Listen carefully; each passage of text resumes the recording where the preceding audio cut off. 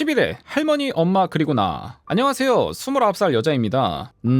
저는 제가 판에 글 쓸 때 말고는 거의 들어오지 않아요. 달아주시는 댓글들도 거의 한 번에 몰아서 보는 편이고요. 바로 앞에 썼던 글에 달아주는 댓글 중에 이런저런 사연으로 할머니를 뵙고 싶어하는 분이 많다. 언제까지 묵묵부답일 거냐 라는 댓글 달아주신 분이 계시더라고요. 저는 지금까지 제 얘기를 거의 하지 않고 살았어요. 가족 외에 정말 극소수 몇 명 정도에게만 가슴이 너무 답답할 때만 가끔씩 얘기하는 정도. 제 의지와는 상관없이 말이 툭툭 터져나오는 때가 있었고, 그 말이 들어맞을 때마다 주변 사람들의 반응은 거의 똑같았거든요. 쟤 이상해, 나한테는 보이는 거 없어? 한 번만 봐줘. 이런 반응이 힘들어서 거의 입을 닫고 살았다고 해도 과언이 아니랍니다. 판에 글을 쓰는 것도 익명성이라는 것 뒤에 숨어 속 얘기를 풀어놓고 싶었던 것뿐이에요. 사정이 너무 힘들어서 저희 할머니를 뵙고 싶다고 했던 분들, 할머니 앞에 찾아가 얼굴만 보면 할머니가 가야 할 길을 알려주시는 건 아니에요. 설사 안 좋은 상황이라 구술한다 해도 당사자는 아무 생각 없이 앉아있는 것도 아니고요. 얻고자 하는 것, 바라는 것에 대한 간절한 기도, 집념에 가까운 기도가 있어야만 이루어지니까요. 무속인을 찾아가는 건 인간이 할 수 있는 최대한의 노력을 한 뒤에 해도 늦지 않다는 거예요. 진인사 대천명이라는 말처럼요. 무속인을 찾아가 앞일을 물어보는 건 최후의 방법이어야 하지 우선의 선택이 아니니까요. 그리고 무속인들이 항상 자리만 깔고 앉아 사람 얼굴만 들여다보고 있지는 않답니다. 그 외에 더 많은 시간을 기도, 업을 풀고 신을 모시기 위한 기도로 보내기 때문에 그에 따른 정신적, 육체적 피로감은 말로 다 할 수 없다고 해요. 연로하신 저희 할머니가 느끼실 피로감은 더 하겠지요. 그게 제 주위에 힘든 사람들을 보고도 같이 할머니 앞에 찾아가지 않는 이유이기도 해요. 일전에 썼던 글 중에 아이 상태가 좋지 않다고 데려오는 부모를 대처하시던 할머니의 일들을 써놓은 글이 있어요. 그냥 생활의 지혜 정도로 읽어주십사 했지만 사실 그건 할머니가 누누이 강조하셨던 진리 중에 하나랍니다. 이미 죽은 사람이 산 사람을 어떻게 당해내나, 겁먹지 마라, 무시하고 그냥 할 일 해. 할머니는 항상 이렇게 말씀하셨어요. 너무 허기가 져서 눈에 헛것이 다 보이네 라는 말 들어보셨죠? 사실 너무 간단한 얘기라 이런데 쓰기 민망한 말이지만 정말 말 그대로예요. 허기가 져서, 배가 고파서, 기가 허해졌다는 말이거든요. 몸 안 좋으면 밥 굶고, 굶어서 힘없으니 들어 누워있고, 온종일 드러누워 있으니 밤에는 잠 안 오고, 잠이 안 오니 이 생각 저 생각 잡생각만 들고, 그렇게 밤새 잡생각하면 그 다음날 또 입맛 없고, 그렇게 먹는 둥 마는 둥 하며 며칠 지나면 얼굴 상하고, 상한 얼굴 보면 주변 사람들이 괜찮냐고 물어보고, 그 소리 들으면 정말 심각하게 느껴지고 악순환의 반복일 뿐이에요. 몇 번 댓글 달아주셨던 학생, 지금 보고 계실지 모르겠지만 몸이 안 좋아 다니던 학교 휴학하고 온종일 누워서 제 답글만 기다린다고 하셨죠? 학생이 달아놓은 댓글 물론 봤어요. 그 중에서 눈에 박히는 건 누워서라는 말. 병원 다니고 약도 꾸준하게 먹고 있다는 사람이 뭐가 무서워서 누워만 있어요? 다리 아픈 게 아니라는 거 알아요. 털고 일어나 좀 움직여봐요. 갈 데 없으면 공원에라도 가고, 나가서 할 거 없으면 동네 도서관에 가서 책이라도 들춰봐요. 학생 몸이 안 좋은 게 혹시 안 좋은 게 들러붙어서 그런가 생각하는 것 같은데, 그렇게 따지면 세상에 안전한 곳은 없어요. 누워있는 집에는 귀신 없을 것 같아요? 절대 아니거든요. 최소 10살 이상 차이 나는 언니로서 얘기하자면, 학생이 만약 내 동생이었으면 그냥 그렇게 두진 않았을 거예요. 동생들 위해 군림하는 누나의 자세로 진정한 스파르타가 뭔지 보여줬을 거예요. 기 죽어서 기 죽는다 라는 말, 이것 또한 문자 그대로예요. 사람이 지니고 있는 일정한 기가 쪼그라든다는 말이잖아요. 그 기가 작거나 약해지면 그 빈자리는 어떤 것이 차지할지 생각해봐요. 틈을 주지 마세요. 그리고 저희 할머니는 의지가 약한 사람은 절대 봐주지 않으십니다. 힘든 상황이어도 의지가 있는 사람과 없는 사람의 행동은 정반대로 가는 경우가 많거든요. 예를 들어 가위가 눌렸을 때 기가 허한 사람은 자신이 가장 두려워하는 걸 본다고 하죠. 하지만 두려울 게 없는 사람, 혹은 생각이 없거나 그 사람들은 다른 걸 본다고 해요. 둥둥 떠다니는 햄버거, 갖고 싶었던 신발 등등. 똑같은 상황에 놓여 있어도 본인의 생각에 따라 귀신 보고 기절하거나 햄버거 보면서 침 흘리거나, 구슬에도 마찬가지예요. 굿이라는 건 위에도 썼듯이 최후의 방법이어야 하니까요. 레떼 오빠의 말을 인용하자면 만렙 정도 되는 어떤 것들이 들러붙어 떨어지지 않을 때, 혹은 먼저 떠난 가족 중에 아픈 사연이 있어 남아있는 가족을 괴롭게 할 때, 무속인이 칼춤 추고 작두 위에서 헐헐 날아다니며 신에게 빌고 신을 달랜다고 해도 그 당사자의 간절함이 거기에 닿지 않으면 신의 비웃음만 사는 거니까요. 무속인은 해결사가 아닙니다. 적절한 조언을 해줄 수 있는 존재, 신과 가장 가까이 있기 때문에 사람들이 소원하는 바를 조금 더 빨리 전해드릴 수 있는 존재 정도로만 생각해주세요.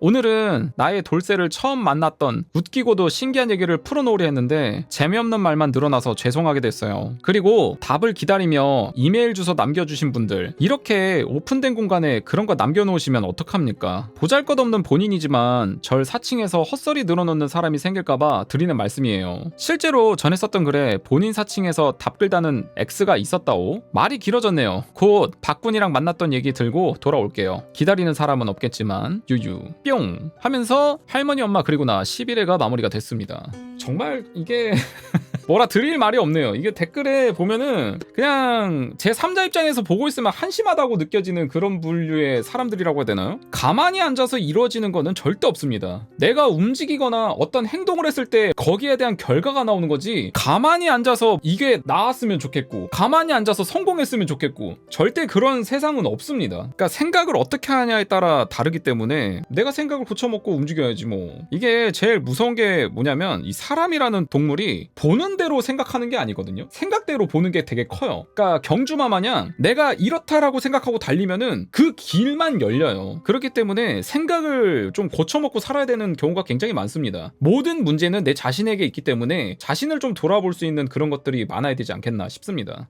12회 할머니 엄마 그리고 나. 안녕하세요. 29살 여자입니다. 저요, 새벽에 일어나 일 마감 잡고 한숨 돌리면서 판에 들어왔는데 크크크크 베풀 크크크 동엽신이 계시네요. 베풀 달아주시는 분, 저 이런 취향인 거 어떻게 하셨죠? 크크. 아침부터 빵 터졌네요. 어제 말씀드렸던 것처럼 오늘은 박군가의 얘기를 써보려고 해요. 자랑스러운 대아내거나 CEO 나부랭이, 울 엄마 아빠의 비공식 큰아들. 제가 박군을 처음 만난 건 고등학교 때 주택단지예요. 저희 옆집에는 할머니 한 분이 혼자 사시고요. 그 큰 집에 혼자 계심. 평소 어른 공경하는 건 도리가 아니라 몸에 밴 생활이어야 한다 라는 할머니의 말씀에 우리 엄마는 자주 옆집 할머니를 찾아뵈며 지냈더랬지요. 엄마가 전복죽을 한솥 끓였던 어느 날 전복죽이 담긴 냄비를 주시며 옆집 할머니 드리고 와라 라는 엄마의 명령에 본인은 촐랑촐랑 냄비를 들고 옆집으로 갔어요. 할머니 전복죽 배달 왔어요 라고 대문 앞에서 소리를 질러도 조용. 대문을 슬쩍 건드려 보니 문이 열려있더라고요. 마당을 지나 현관문 앞에 할머니를 불러도 역시 조용. 현관문 역시 열려있더라고요. 할머니 안 계세요? 저 희아예요 라고 말하며 집안을 둘러봐도 인기척이 없었어요. 그냥 부엌에 냄비만 놔드리고 가야겠다 라고 생각할 때 안쪽 방에서 소리가 들렸어요. 냄비를 손에 든 채 소리가 나는 방 쪽으로 걸어가 보니 더 가까이 들리는 소리. 괜히 무서운 마음에 방문을 살짝 열어보니 밤새 고열에 시달리신 듯 편찮아 보이는 할머니가 누워 계셨어요. 헐 하며 할머니 이마에 손을 얹어보니 이것은 불덩이. 불이 나게 집으로 뛰어들어가 엄마를 모시고 왔어요. 할머니 얼굴을 보신 엄마는 119에 전화를 하셨고 사람들이 몰려와서 할머니를 들것에 싣고 병원으로 갔어요. 자식분이 전부 외국에 계셔서 혼자 되신 할머니였기에 엄마도 같이 병원으로 따라갔고요. 진짜 옆에 이런 이웃 있으면은 너무 든든하겠다. 얼마나 고맙습니까? 이거는 진짜 나중에 뭐 명절이나 이럴 때 뭐 지금 해외에 계시다고 하니까 국내에 오시면은 진짜 선물이라도 하나 사서 와야 돼. 이런 이웃이 어딨어. 엄마가 며칠 동안 병원을 들락거리며 간호를 하고 퇴원해도 된다는 의사의 말에 며칠은 저희 집에서 몸 좀 추스리시자고 설득을 하여 집으로 모시고 왔어요. 주사도 맞고 많이 회복되신 할머니가 하신 말씀은 집에 혼자 있는 게 너무 적적해서 동네 노인정에 갔었어. 근데 난방이 하나도 안 되더라고. 그때는 한겨울 겨울방학 때였음. 국수라도 사다 끓여 먹을래도 가스도 안 들어오고 그래서 집에서 TV만 쳐다보는 것보단 나으니까 옷 뒤집어 쓰고 할매들이랑 수다 떨었지. 그리고 집에 왔는데 그 다음부터 생각이 안 나. 눈 뜨니까 병원이더라고. 희야 엄마 놀래켜서 미안해. 엄마는 성격이 불같은 우리 엄마는 그 말씀을 듣자마자 동네 노인정으로 달려가셨어요. 거기서 엄마가 본 건 냉골과 다름없는 방바닥, 창문 틈으로 새어들어오는 찬바람, 모포 뒤집어 쓰고 모여 앉아 계시는 할머니 몇 분. 이를 갈며 집으로 들어오신 엄마는 동사무소와 구청의 담당자들에게 전화를 걸어 귀청을 찢어 놓으셨어요. 당신네 부모들 갈 데가 거기밖에 없대도 그냥 그렇게 둘 수 있어요? 하지만 돌아오는 대답은 역시나 예산 부족 그리고 시정하겠다. 전화기를 던지듯 내려놓은 엄마는 한참 동안 입에서 불을 뿜으며 덮으며 앉아 계셨어요. 그러다 갑자기 벌떡 일어나 1층에 있는 방 중 하나를 청소하기 시작하셨어요. 물론 엄마는 지시만 내렸지. 난 그냥 딸을 뿐이고. 후다닥 청소를 마치고 나자 엄마는 저를 데리고 노인정으로 가셨어요. 할머니, 저쪽 빨간 벽돌집 할머니 아시죠? 우리 옆집. 편찮으셔서 지금 저희 집에 잠깐 모시고 있거든요. 적적해 하시는 것도 같고, 그리고 여기 너무 추우니까 괜찮으시면 저희 집으로 같이 가세요. 노인정에 계시던 할머니 네 분은 엄마의 말에 잠깐 어리둥절 하시는 것 같았지만 이내 몸을 일으켜 따라오셨어요. 청소해둔 방으로 할머니들을 안내해서 모시고 엄마는 팥죽을 끓이기 시작하셨어요. 본인과 세라까지 동원되어 열심히 팥죽을 만드는 사이 엄마는 남동생 1, 2를 소환하여 할머니들 다리랑 어깨 아프시니까 돌아가면서 주물러 드려라 라는 명령을 내리셨고, 동생들은 방에 들어가 엄마의 명령을 수행했어요. 수다들 떠시고 팥죽도 드시고, 그렇게 날이 저물 때쯤 옆집 할머니를 제외한 다른 할머니들은 슬슬 집으로 돌아가야겠다며 인사를 하고 일어서셨어요. 따뜻한 데서 좋은 음식 받아 먹었네. 고마워서 어쩌나. 할머니들이 돌아가신 후 엄마는 식탁 앞에 앉아 생각에 잠겨 있었어요. 그리고 엄마가 내린 결론은 네 부모 내 부모 따질 거 없는 거지. 따질 사항도 아니야. 노인애들 추운 데서 웅크리고 있으면 금방 돌아가신다. 폐렴이라도 걸리면 어쩌려고. 내가 지금 직장 다니는 사람도 아니고 집에서 애들 키우며 살림만 하고 있는데 그냥 남아도는 방 중에 하나 내드리는 거고, 우리 먹는 밥에 조금 더 많이 해서 대접하면 되지. 희야, 너는 아침마다 할매들 노실방 청소 깨끗이 해라. 넌 그것만 하면 된다. 행동파이신 우리 엄마는 빛의 속도로 결론을 내리셨어요. 우리 엄마의 저런 모습이 세라를 우리 집으로 이끌었다고 생각함. 저녁에 집에 들어오신 아빠께도 쿨하게 통보. 아빠는 무조건 오케이. 아빠는 애처가이심. 그리고 그 다음날부터 할머니들은 저희 집으로 마실을 오셨어요. 처음보다 2분 늘어나서 7분. 저는 철없던 생각으로 엄마는 왜 고생을 사서 하나? 라고 잠깐 생각했던 적도 있지만 엄마는 생각 없이 질러버리는 분이 아니라는 걸 알기에 그냥 엄마를 도와드리려 노력했던 것 같아요. 하지만 본래도 적지 않은 식구에 할머니들 점심 한 끼 대접하는 거라고는 하지만 엄마도 힘이 드셨을 거라 생각했어요. 애처가이신 우리 아빠도 같은 생각이셨는지 우리 가끔 아침은 빵으로 먹을까? 간단하고 좋잖아. 아메리칸 스타일. 이라며 엄마의 짐을 덜어주려 노력하셨고, 아빠는 제과 전빵에 대한 로망이 있으심. 그날부터 저의 빵 셔틀도 시작됐어요. 며칠에 한 번씩 동네 빵집에 가서 빵을 사오곤 했었는데 그날도 어김없이 식빵 한 줄이랑 크림빵 몇 개들 주워 담고 카운터 앞에 섰어요. 얼마예요? 하고 물으며 카운터를 쳐다보니 아니 이건 웬 산 도적이란 말인가. 빵, 부드럽고 따뜻한 이미지의 빵이랑은 정말 어울리지 않는 남성이 앞치마를 두르고 절 내려다보고 있었어요. 잠시만요 라고 하며 카운터를 돌아 나와 이것저것 빵을 챙기던 산도적. 본인이 계산해달라며 들이밀었던 빵봉지에 본인이 챙긴 빵들을 쑤셔 넣었어요. 저 이거 안 살 건데요? 서비스예요. 아니 무슨 식빵이랑 크림빵 몇 개 샀는데 서비스로 맘모스빵이랑 피자빵을 주냐고. 서비스요? 너무 서비스라고요. 묵뚝뚝한 산도적.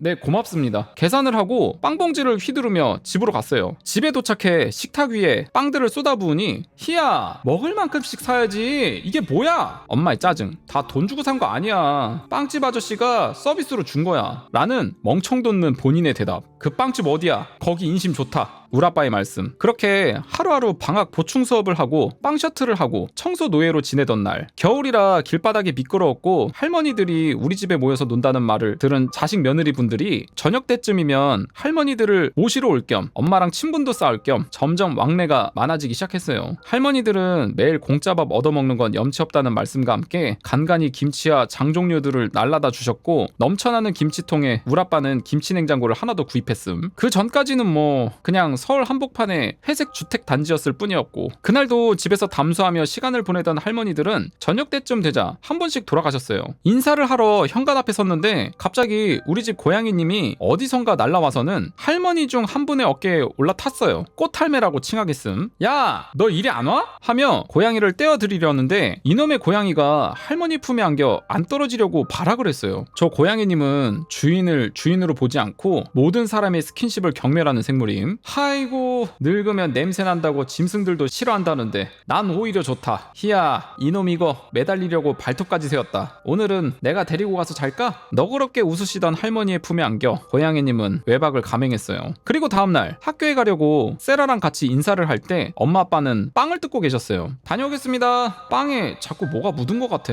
엄마의 말씀. 희야 아직도 네가 가면 서비스 왕창 주나? 아빠의 말씀. 공짜 빵이라 더 만난다고 감탄하셨음. 갈 때마다 얻어 이것저것 주던데? 빵에 뭔가 묻은 것 같다는 엄마의 말씀은 아빠의 빵 예찬에 묻혀버리고 보충 수업 마치고 집으로 돌아와 세라랑 만화책을 보고 있을 때 인터폰이 울리는 소리에 쳐다보니 처음 보는 여자가 서 있었어요. 저 할머니 모시러 왔는데요. 문을 열어드리자 여자 한 분이 들어왔어요. 안녕하세요 하며 인사하는 찰나 확 풍겨오는 향냄새.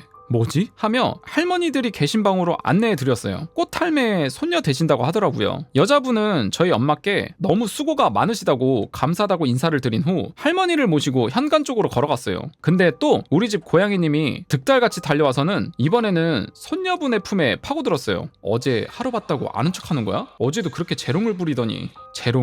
재롱이라니. 하지만 고양이는 보란듯이 손녀분의 발밑에 누워 배를 보이며 가르랑거렸어요. 다시 손녀분의 품에 안긴 고양이는 떨어지지 않겠다는 의사를 피력했고 그렇게 손녀분의 품에 안겨 두 번째 외박을 감행했어요. 손녀분이 꽃할매를 모시고 나가자 싹 사라진 향냄새.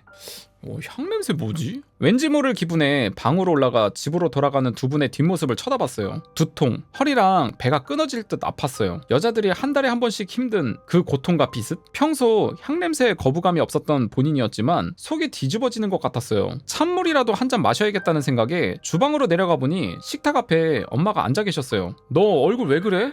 몰라. 엄마, 나 머리 아파. 배랑 허리도 끊어질 것 같아. 딸이 아프다는데 엄마는 일어나지도 않은 채 본인의 얼굴만 뚫어져라 쳐다보셨어요. 난 아까 그 손녀 얼굴 보는데 눈앞이 깜깜하더라. 누가 손으로 내 눈 가리고 있는 줄 알았어. 엄마도 뭔가 느끼신 거겠죠. 엄마와 본인은 약속이라도 한 듯 입을 다물었고 그날 잠자리에 들어서 꿈에 웬 여자가 절에서 불공을 들이는 게 보였어요. 핏핏 식은땀을 흘리며 무아지경으로 절을 하던 여자 손녀분이었어요. 꿈에서 깨어 엄마께 말씀드리자 엄마는 쯧쯧 하며 혀를 찼어요.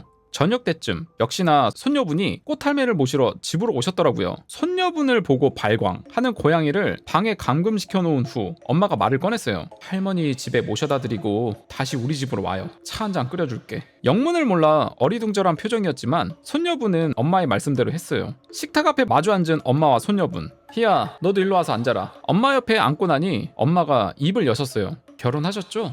네. 아이 가지려고 노력하는구나. 네? 네. 그게 뜻대로 안 되네요. 집안 어른들 곁에서 마음 편히 지내면 아이가 생긴다고 해서. 그래서 지금은 친정에 와서 지내고 있어요. 절에 가서 불공 드리라고 누가 알려줍디까? 에? 절에 가서 불공 드리라고 말한 무당집이 어디예요? 당장 쫓아가서 불 질러버릴 테니까. 에? 이봐요. 내가 그쪽보다 나이가 한참 많으니까 편하게 말할게요. 아이 갖고 싶은 건 여자들이라면 다 이해되는 마음이지. 그래서 스트레스 줄이려고 병원 가는 것도 마다했어요? 병원 가는 거 의사들 하는 말 그거 무시 못합디다. 아이가 뱃속에 들어서면 뭘 하나. 아이가 클 수 있는 자리를 잘 잡아줘야 엄마 되는 거지. 지금 뱃속에 아이 들어있어요. 아이가 자리 잡으려면 절에 쫓아가서 앉았다 섰다 굽혔다 폈다를 반복해대니 아이가 클래야 클 수가 없겠구만. 급한 마음에 무당집 가서 불공들이라는 말 들으니까 그게 법으로 들렸어요? 거기가 어디예요? 그런 산것들은 씨를 말려야 해. 내일 아침에 눈 뜨면 바로 병원부터 가봐요. 절간 쫓아가서 아이 고생시키지 말고. 손녀분은 아무 말 없이 듣고만 있더니 차 잘 마셨다는 인사만 남기고 집으로 돌아갔어요. 그리고 다음날 평소보다 일찍 집으로 오신 꽃할매가 하신 말씀은 우리 손녀가 본래 몸이 약했어. 아이 가지려고 별 노력을 다 해도 안 됐어. 아침 대바람부터 지 엄마랑 병원 가더니 엄마만 금방 돌아왔더라고. 임신 초기에 무리를 해서 병원에 입원해 안정해야 한대. 띄엄띄엄 달거리 하는 건 줄만 알았는데 큰일 날 뻔했어. 희야 엄마 고마워요. 고마워. 꽃할매는 엄마의 손을 잡으며 연신 고맙다고 말씀하셨어요. 중선주 보게 됐다며 기뻐하는 기색을 감추지 않던 꽃할매, 축하해주시던 할머니들. 그리고 그날 저녁쯤 되자 또 인터폰이 울렸어요. 화면을 쳐다보니 넌 산도적이잖아. 빵집에 있어야 할 산도적이 우리 집 대문 앞에 서 있었어요. 무슨 일이세요? 할머니 모시러 왔는데요. 문을 열어주자 산도적이 집 안으로 들어왔어요. 병원에 있는 누나 대신 꽃할매가 반가워하며 우리 손주야 장군감이지? 하며 자랑남발. 놀란 본인과는 달리 산도적은 전혀 그런 기색이 없었어요. 산도적은 우리 엄마에게 항상 감사합니다 라고 인사를 드렸고 아니에요 별 말씀을 이라고 대답하신 엄마는 다시 주방으로 들어가셨어요. 또 산도적을 향해 날아가던 고양이님을 어이없게 쳐다보는 중 고양이가 오늘도 할미네 집에 가고 싶나 보다 라는 꽃할매의 말씀에 고양이를 한 손에 들고 한 손으론 꽃할매의 손을 잡은 산도적은 집으로 돌아갔어요. 제가 빵이지? 라며 무심히 묻던 엄마의 말씀에 그냥 묵묵부답 방으로 올라갔던 것 같아요. 다음날 이어진 빵 셔틀 어김없이 식빵과 크림빵을 주워 담아 카운터에 올려두니 역시나 산도적의 서비스 정신 발휘. 이때쯤 산도적의 서비스는 엄청나게 진화하여 식빵 하나를 사도 롤케이크를 서비스로 주곤 했음. 와 식빵 하나에 롤케이크 완전 해자네. 저 맨날 이렇게 많이 주셔도 돼요? 괜찮으니까 집에 가져가 드세요. 제가 아침에 고양이 사료 사다가 먹였어요. 할머니가 고양이 데리고 대구로 가셨을 거예요. 고맙. 맛있게 드세요. 내 말 잘라 먹지 마 이 산도적아. 그리고 그날 저녁도 꽃할매를 모시러 온 산도적 겨우 두 번째 우리 집 온 거면서 저 마실 것 좀 주시면 안 돼요? 라고 넉살 좋게 말하던 산도적. 주스를 큰 컵에 가득 따라 건네주던 우리 엄마는 산도적의 얼굴을 가만히 쳐다본 후 자주 놀러와요. 맛있는 거 많이 해줄게. 감사합니다. 예의상이라도 괜찮다고 사양하는 신용도 안 함. 며칠 후 꽃할매의 며느리 되시는 아줌마 산도적 어머니가 집으로 찾아와 딸의 이야기를 하며 고맙다고 인사하셨어요. 그렇게 산도적 어머니와 우리 엄마는 커피를 마셔가며 친분을 쌓으셨고 지금은 베프. 현재는 산도적의 어머니도 동네 노인분들 대접하는데 앞장서고 계심. 엄마의 전염성이랄까? 고마움의 인사를 술 한잔으로 전하시겠다는 산도적의 아버지는 지금은 우리 아빠의 술친구 1순위로 어떻게 다 이렇게 연이 되네. 그리고 산도적과 나는 오고 가는 서비스 속에 스리슬쩍 핸드폰 번호도 오고 갔고 이야기 일로 새네 또. 하여튼 뭐 기회만 있으면 그냥 넘어가질 않아요. 달달했던 썸 기간이 끝나고 본인의 대학 입학과 동시에 정식으로 만나게 되어 지금 이 나이가 되도록 열심히 파이팅하며 만나고 있습니다. 저놈 저거 빵집 알바 때 서비스 챙겨줄 때부터 알아봤어. 아빠의 말씀 당신이 알긴 뭘 알아. 공짜 빵이라고 신나서 먹어놓곤 빵에 수컷 냄새 잔뜩 묻어있는 것도 몰랐으면서. 엄마의 말씀 수컷 냄새였노. 와 그래도 저놈 저거 희한운 예쁘다는 말 입에 달고 사는 거 보니까 취향은 나랑 비슷한가 봐. 크크크크. 이렇게 된 거죠 뭐. 그 후 알바 주제에 서비스를 남발했던 산도적은 알바비의 절반만 받고 쫓겨나서 다른 알바를 찾으러 열심히 뛰어다녔던 후문도 사적인 감정에 공적인 일을 소홀히 하면 안 돼. 아하 이 사장님 아니었어? 알바였는데 이렇게 했다고? 어쨌든 그 본인의 돈으로 처리를 한 거죠. 전 가끔씩 이런 생각을 하곤 해요. 엄마는 엄마의 신념으로 어르신들을 봉양하신 거였지만 엄마가 발벗고 나서서 할매들을 보살펴드리지 않았더라면 어쩌면 산도적과의 만남도 없었을 거라고 생각을 해요. 이런 마음으로 아침 대바람부터 등짝 스파이크를 선사하신 엄마에 대한 화를 삭혀보려 합니다. 쓰다 보니 힘드네요. 오늘은 이만 줄이겠습니다. 뿅 하면서 할머니 엄마 그리고 나 12회가 마무리가 됐습니다. 야 이것도 참 이 연결되려고 하면은 어떻게든 연결이 되는 것 같아. 그러니까 사유가 만들어진다고 해야 되나? 참 이게 사람 연이 알 수가 없네 진짜. 이게 사실 근데 그것도 있는 것 같아. 그러니까 어느 가게에서나 서비스 같은 거를 챙겨줄 수는 있는데 이 서비스가 계기가 돼가지고 남녀 사이가 잘 이어진다? 글쎄요 사실 좀 어려울 것 같기는 한데 역시 연결될 인연은 다 연결이 됩니다. 산도적님의 능력이었죠 뭐. 근데 이제 뭔가 이게 산도적이라고 표현은 했지만 듬직하다는 것을 이렇게 산도적이라고 이제 표현을 한 걸 수도 있습니다. 듬직하게 생겼다.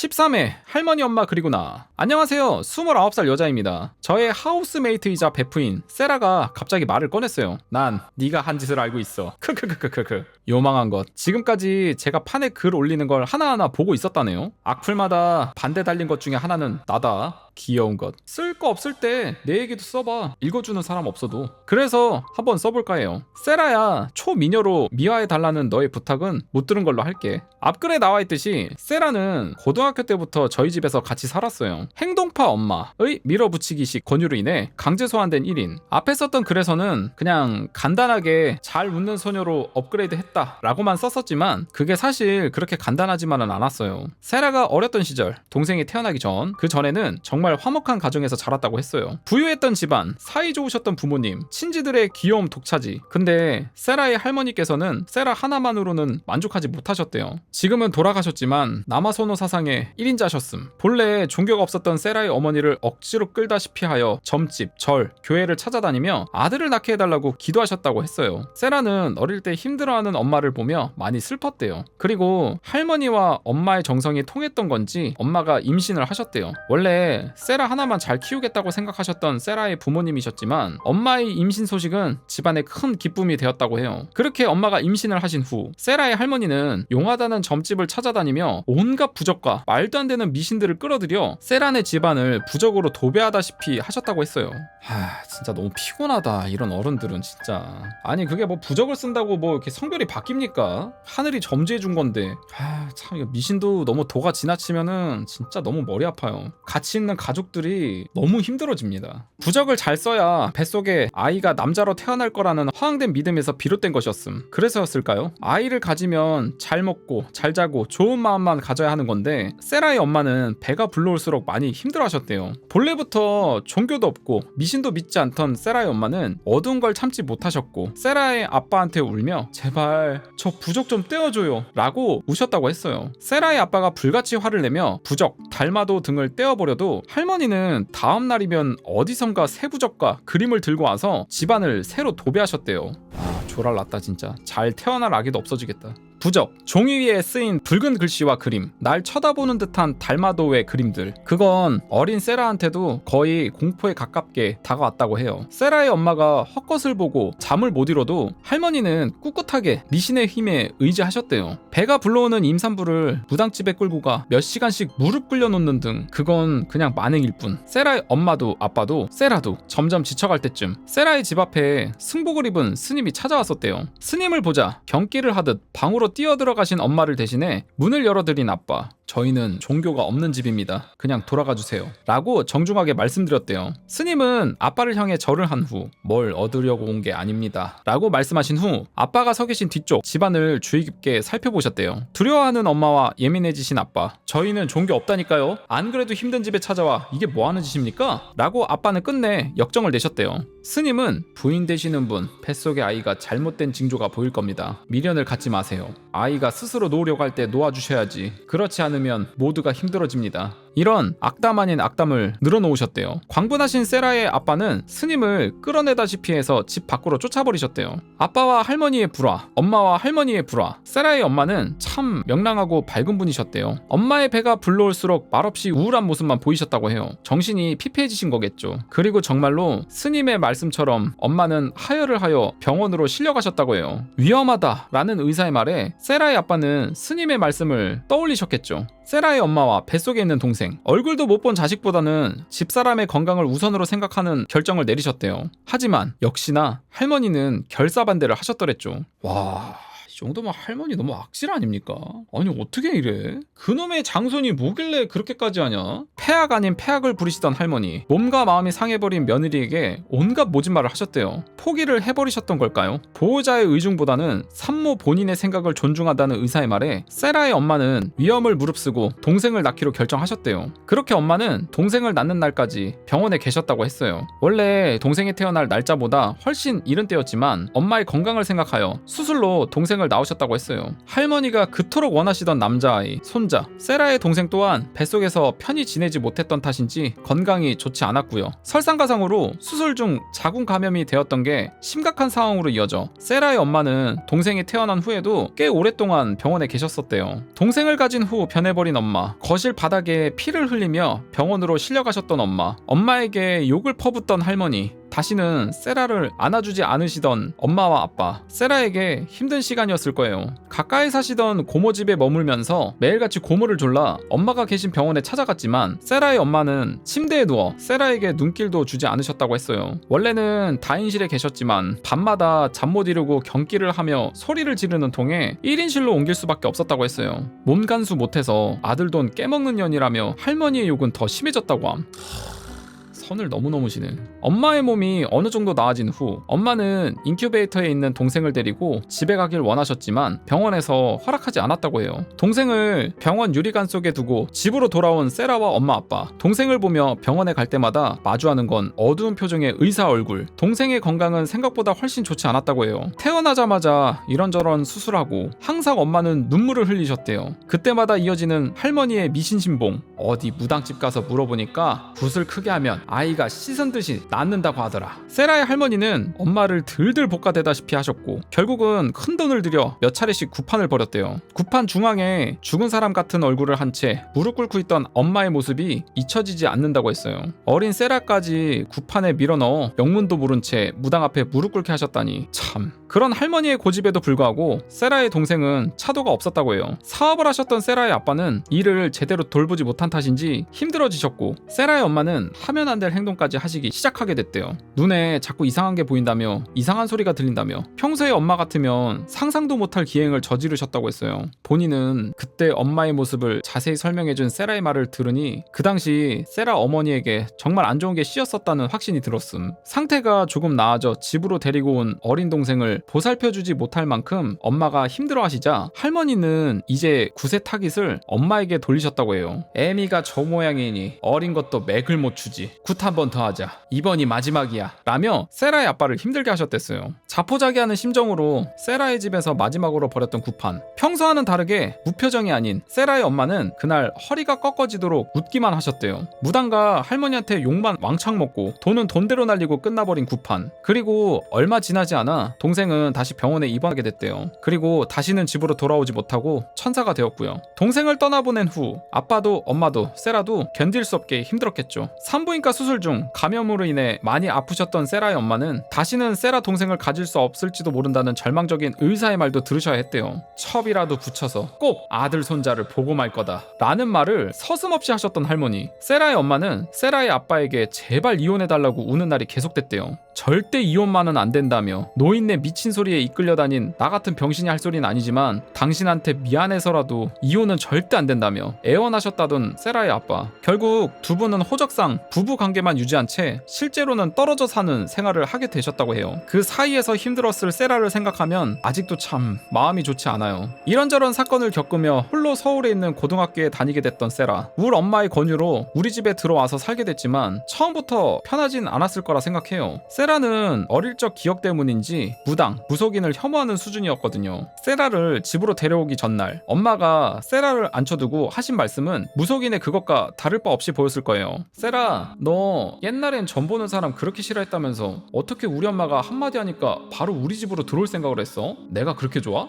당장 안 들어오면 아줌마가 나 물어 뜯을 것 같았어. 그냥 아줌마는 너무 확신 있게 말씀하셨던 거? 안 믿으면 몽둥이 찜질 당할 것 같았어. 처음 우리 집에 왔을 때 세라는 항상 방에만 있으려고 했어요. 밥 먹을 때만 잠깐 주방으로 내려가고 나머지 시간은 거의 방콕. 그리고 밤에 잠을 잘 때면 항상 들려오던 울음소리. 세라 방은 본인 방 바로 옆임. 그런 세라를 한동안 잠자코 지켜보시던 우리 엄마는 할머니께 전수? 받은 전매 특허의 방법으로 1단계 밥 많이 먹이기, 2단계 운동시키기, 헬스클럽 강제 등록, 학교에 말해서 가끔 야자 빼줄 테니까 운동이나 하라며 헬스장으로 몰아내기, 3단계 혼자 있을 시간 없애기를 실행하셨어요. 방에만 있으려던 세라를 주방으로 불러서 아줌마 마늘 까야 되는데 희아랑 같이 내려와서 좀 도와주라. 엄마 이건 노동 착취야. 엄마 앞에 앉아 말없이 마늘만 까던 세라에게 항상 이것저것 말을 붙이곤 하셨어요. 처음에는 그냥 일상적인 말을, 조금 지나선 세라의 부모님에 대한 얘기를, 부모님 얘기하는 걸 꺼려하던 세라에게 우리 엄마는 네 엄마랑 통하면서 아줌마 가슴 찢어지는 줄 알았다. 사막에 왜 선인장만 사는 줄 아냐?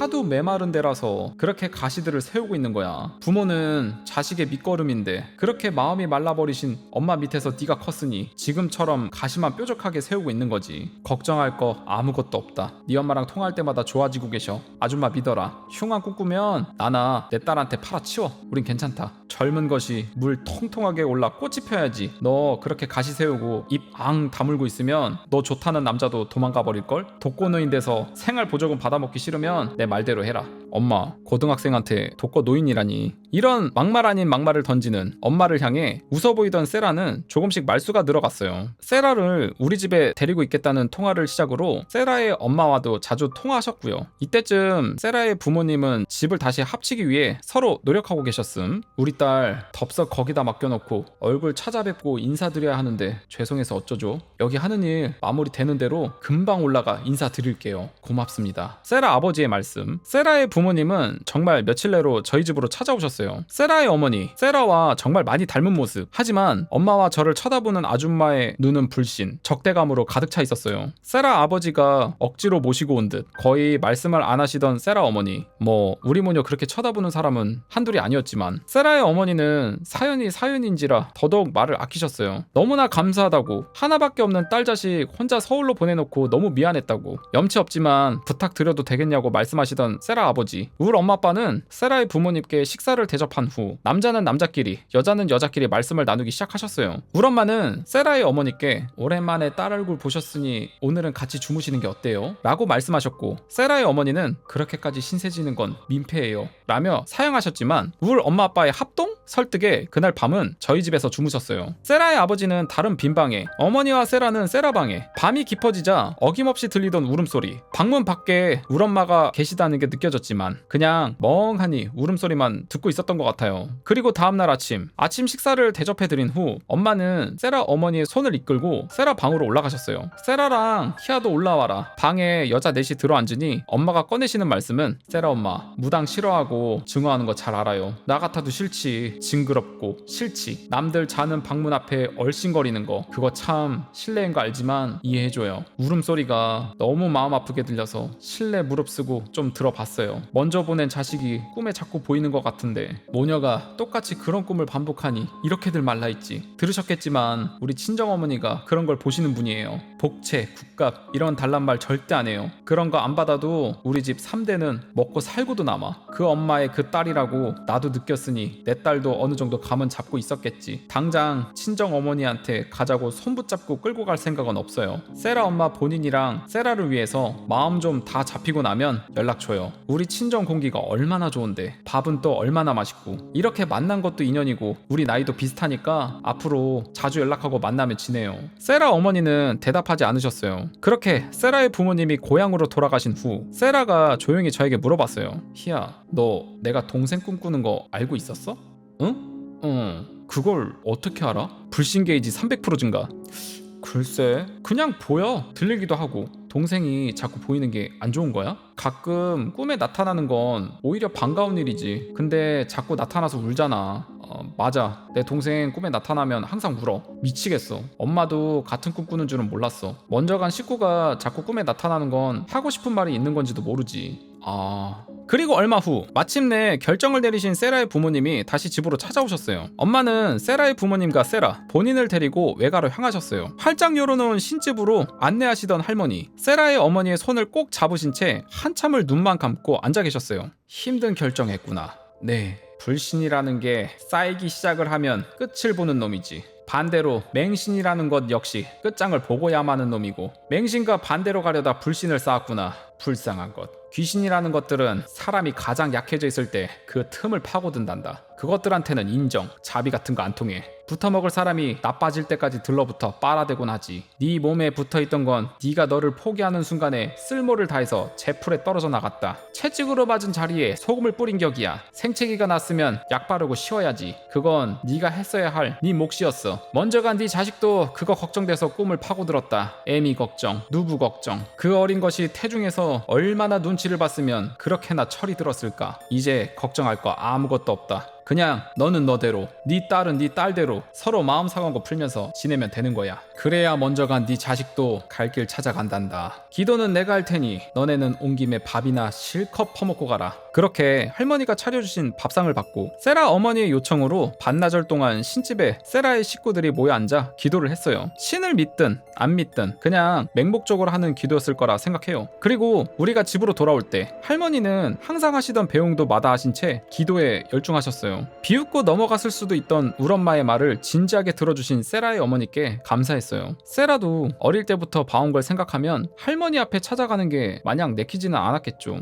세라 잘 부탁한다는 말 말을 거듭거듭 남기신 세라의 부모님이 다시 고향으로 가시고 세라도 천천히 밝아지려 노력했어요. 스스로의 노력으로 이룬 거라 더 확실한 거겠죠. 본인의 남동생 원투 발광쟁이들 와도 스스럼 없이 어울리고 엄마가 주는 법 안 남기고 싹싹 비워내고 운동도 열심히 하고 대학 입학 때 자취하겠다고 말씀드렸다가 우리 엄마한테 등짝 스파이크 맞고 1차로 실패. 대학 졸업 후 취직한 후 자취하겠다고 말씀드린 후 스파이크 플러스 2차 실패. 거듭된 실패 후 세라가 꺼내놓은 마지막 카드는 결혼. 내년 봄 결혼을 앞둔 이제는 사이가 거의 회복되신 부모님의 격려와 응원 속에서 세라밖에 모르는 세라 바보인 남성을 만나서 지금은 본인의 얼굴만 봐도 빵 터지는 여성으로 완벽하게 진화했습니다. 세라 본인의 얘기를 본인의 기억만으로가 아닌 기록으로 남기고 싶다고 말했던 적이 있어요. 옛다. 이건 빼도 박도 못하는 기록이다. 참 쓰다 보니 길어졌네요.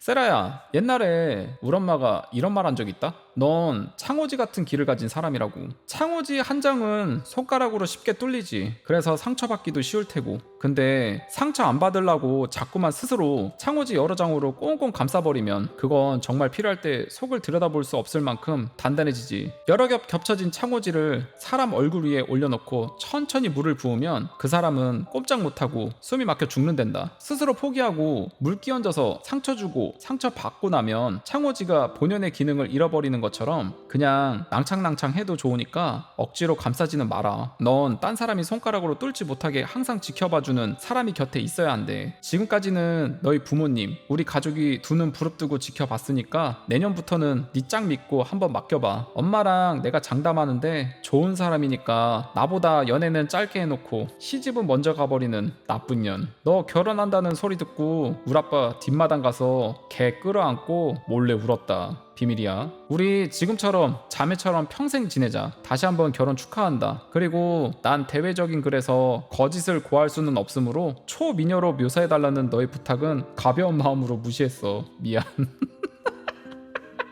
항상 행복해야 해. 사랑한다 친구야. 이 글은 딱 한 번만 읽고 다시는 읽지 마라. 뿅! 하면서 할머니, 엄마 그리고 나 13회가 마무리가 됐습니다. 와, 이게 진짜 정말 어려운 걸 해냈네요. 와, 근데 진짜 할머니 진짜 너무하시네. 이 사람이 진짜 이게 맹신을 하면은 얼마나 무서운 경지까지 보게 되는 거를 이번 글에서 느껴지게 나온 것 같아요. 와... 다 좋아요. 근데 저는 그렇게 생각해요. 신앙도 그렇고 뭐 무속인을 찾아가는 것도 그렇고 이게 결론적으로만 봤을 때는 사람 마음의 안정을 찾기 위해서 찾는 도구 정도로만 좀 생각하면 좋을 것 같거든요. 이게 도구라는 표현이 좀 그럴 수 있는데 그냥 말 그대로 내가 살기 위해서 그냥 안정될 수 있는 그 정도로만 좀 활용을 할 수 있는 사람이 돼야지 그거를 맹신을 해가지고 거기에 빠져들어가지고 너무 거기에 들어가 버리면은 그냥 물잔이 넘치는 거지. 그래서 사람 일이라는 게 뭐든 적당한 게 좋다라는 말이 괜히 생기는 게 아닌 것 같아요. 과하면 항상 문제가 생겨요. 이 중간선을 잘 타면서 살아야지 사람이 사는 데 있어서 괜찮은 삶을 살아간다고 생각을 하거든요. 진짜 이게 무서운 거예요. 그리고 글쓴이 가족분들이 정말 한 가정을 살렸네요. 너무너무 좋은 친구고 평생 이 우정 이런 것들을 이어갔으면 좋겠습니다. 서로 상처도 치유해주고 서로 의지도 해가면서 이 연을 잘 이어갔으면 좋겠네요.